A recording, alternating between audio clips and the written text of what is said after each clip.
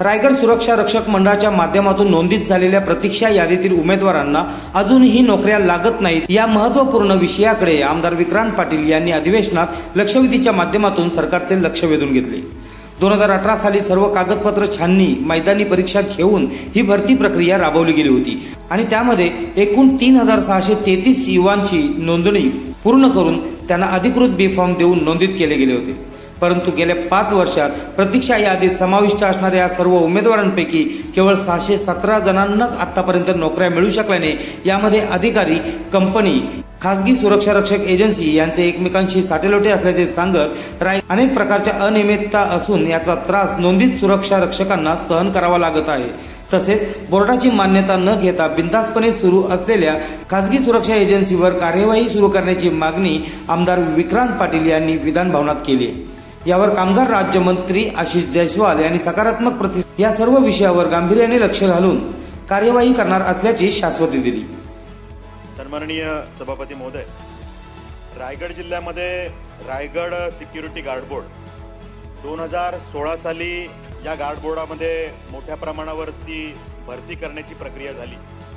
15,000 पेक्षा जास्त युवा बांधवांनी यात प्रत्यक्ष सहभाग घेतला आणि अगदी कडक प्रक्रिया पार पाडून डॉक्युमेंट व्हेरिफिकेशन, त्यांची अगदी मैदानी परीक्षा व्यवस्थित घेऊन त्यातल्या 3633 उमेदवारांना त्या ठिकाणी पात्र केलं गेलं। त्यांना फॉर्म बी वितरित करून ते अधिकृत पद्धतीने आता बोर्डाच्या प्रतीक्षा यादीत आले अशा पद्धतीचं चित्र तयार झालं आणि त्या सगळ्या युवांच्या भावना त्या ठिकाणी झाल्या की आता आम्हाला लवकरच नोकरी मिळेल आणि संपूर्ण त्यामध्ये अशा आशा त्यांच्या असताना अनेक वेळा ते बोर्डाच्या कार्यालयामध्ये त्या ठिकाणी गेले, खेटा मारून थकले, पण त्या ठिकाणी त्यांच्या आशांचा भ्रमनिरास झाला।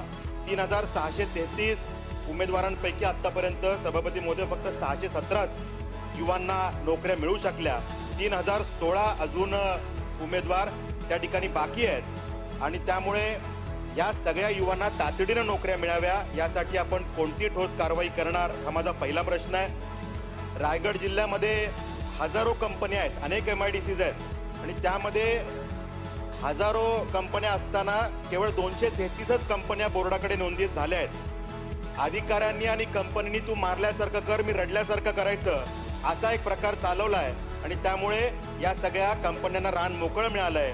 अशा सगळ्या अधिकाऱ्यांवर आपण कोणती ठोस कारवाई करणार हा दुसरा प्रश्न आहे। या ठिकाणी शासकीय आणि निमशासकीय संस्था आहेत ज्या सरकारी आहेत, पण ते सुद्धा सिक्युरिटी गार्ड बोर्डाचे गार्ड घेत नाहीत। म्हाडासारख्या संस्थांनी घेतलेले गार्ड परत केले, सिडको घेत नाही, तर अशा सगळ्या संस्थांवरती आपण काय कारवाई करणार। चौथा प्रश्न आहे की रायगड सिक्युरिटी गार्ड बोर्डाचे एकूण 11-13 त्या ठिकाणी पद मंजूर आहेत, फक्त अध्यक्ष आणि सेक्रेटरी सोडले तर बाकी सगळ्या जागा रिक्त आहेत। ना निरीक्षक आहे, ना राऊंडर आहे, कुठल्याच विषय नाही आणि त्यामुळे जर का ते निरीक्षकच नसतील तर कशा काय आस्थापना बोर्डाकडे नोंदीत होतील आणि त्यामुळे या ठिकाणी ही पदं भरण्यासाठी आपण कुठली तात्काळ कारवाई करणार। आणि शेवटचा प्रश्न, ज्या प्रायव्हेट एजन्सी त्या ठिकाणी काम करतात त्यांनी बोर्डाची सूट घेणं हे त्या ठिकाणी अपेक्षित आहे।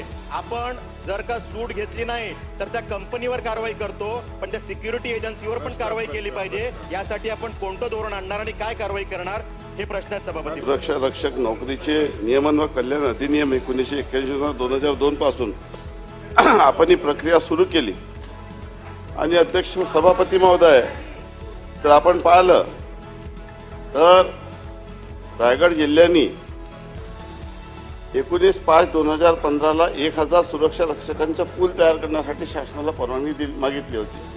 शासनाने ती दिली, परंतु प्रत्यक्षामध्ये या रायगड जिल्ह्याच्या सुरक्षा रक्षक मंडळाने 3633 लोकांची या ठिकाणी निवड यादी तयार केली। त्यामुळे ही संख्या खूप मोठी झाली आणि आता 717 सुरक्षा रक्षकांना विविध आस्थापने देण्यात आलेला आहे। माननीय सभापती महोदय, आपण 2-3-2009च्या शासन निर्णयानुसार या लोकांची निवड करत होतो, परंतु आपण वेगवेगळ्या सर्व आस्थापनेला या संदर्भामध्ये कारवाई करत आहोत। सन्माननीय सदस्यांनी सांगितल्याप्रमाणे त्यांनी जे स्पेसिफिक तक्रार दिली तर आपण त्या सर्व लोकांवर या ठिकाणी कारवाई करणार. आपल्या माहितीसाठी सांगतो सन्माननीय सभापती महोदय की आता 21 प्रकरणामध्ये आपण 25 ते 30 कोटी रुपयाचा दंड केला, ज्याची रिकव्हरी या ठिकाणी होत आहे. अजून 20 आस्थापनावर या ठिकाणी कारवाई सुरू आहे. माझी विनंती राहणार आहे सन्माननीय सदस्यांना की आपण जर अजून स्पेसिफिक तक्रार दिली तर आपण त्या सर्व आस्थापनेवर कारवाई करू आणि आता परत विभागाला सूचना देऊ की असे जे लोक जे गार्डबोर्डचे लोक घेत नाही त्यांच्यावर कारवाई करण्याच्या सक्त सूचना देऊ. त्याचा अहवाल देखील मागू. सन्माननीय सदस्यांनी या संदर्भामध्ये स्पेसिफिक तक्रार केली तर आपण त्या सर्व लोकांवर कारवाई करू, हे मी आपल्याला ग्वाही देतो. छान. आरबीएन न्यूजसाठी न्यूज ब्युरो मुंबई. जर तुम्हाला हा व्हिडिओ आवडला असेल तर चॅनलला लाईक, शेअर आणि सबस्क्राईब करायला विसरू नका.